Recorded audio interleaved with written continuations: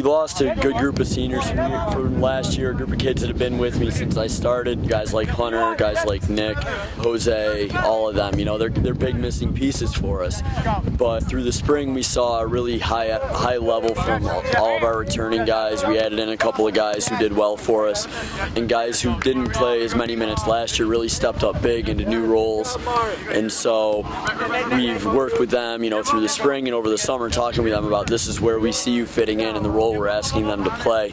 So every player came into preseason with a pretty good idea of what our expectations for them were. There's definitely a really quality core.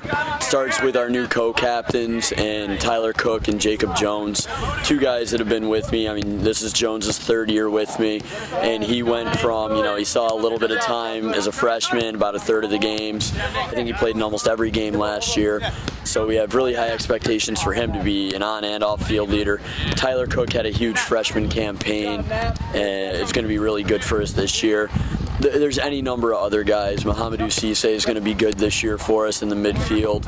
Kyle Smith has a tremendous engine that, you know, there's a kid that if our games were 2 hours long, I feel like he could be out there at a high level. And then you have Junior Malinowski coming back. He was our second leading scorer last year. So that group of guys I think is going to be really good for us going forward. The returning guys came in having done a lot of work over the summer. There's not a returning player who came in out of shape and not ready to play. And I think that's a big change from in past years, where some guys have been like, well, I didn't see a lot of minutes last year, so I don't have any expectations for this year.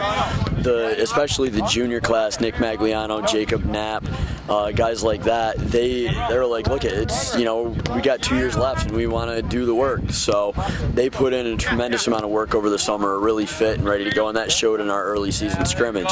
But overall, we've been really, really pleased with everybody that's been in camp. We had some ideas about some team building activities we wanted to put in place. The biggest thing was we wanted to get them off campus, away from the soccer field, away from the dorms, and somewhere where they could actually learn something about each other, you know, that's not related to the game. So we decided to go down through Lake Placid and do one of the high peaks in the Adirondacks, Cascade Mountain. We had a great day for it. It was cool going through the mountain. It was maybe 80 degrees, 85 degrees by the time we got to the top. Our faculty athletic liaison, Bill Jones, went with us.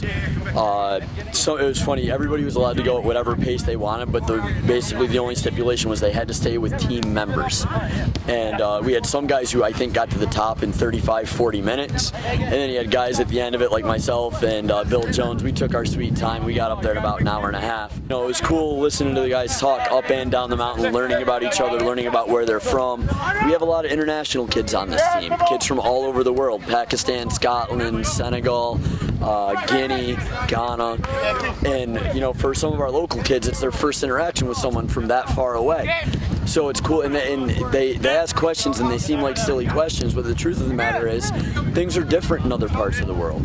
So our guys really got a great opportunity to learn things that maybe otherwise they weren't going to know about, you know, other countries or other customs. So that was really what the emphasis was on that, and it was a great day. We had a blast. Morgan Elliott from the school's PR department went with us. He got videos and pictures, and they're up all over the website and everything right now too. Second weekend of September, we're going out to a tournament in Alfred, so we have 2 nights that we're away, staying in a hotel. We may try and work a team trip into Niagara Falls since we're only about an hour from there. And again, some of our guys have never seen that, so it'll be a pretty cool experience for them to have that opportunity. We go to Alfred State with the women's soccer team. So there's going to be a great opportunity for our guys to bond with another team, not just with themselves, connect with other athletes, which I think is going to be really important, and it's going to be a good experience for them. You know, it starts on the opening weekend. We have that matchup against Bard, who's a quality Liberty League team.